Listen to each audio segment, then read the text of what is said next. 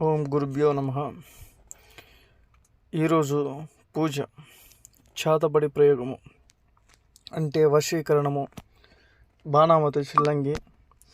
ఏ సమస్య ఉన్నా, కోర్టు సమస్యలు, ప్రేమ సమస్యలు, సంతాన సమస్యలు మరియు ఆస్తి తగాదాలు, అన్నదమ్ముల గొడవలు, భార్య మాట భర్త వినకపోవటము, భర్త మాట భార్య వినకపోవటము, ప్రేమికులు మీ మాట వినకపోవటము, ఏ సమస్య ఉన్నా మమ్మల్ని సంప్రదించండి.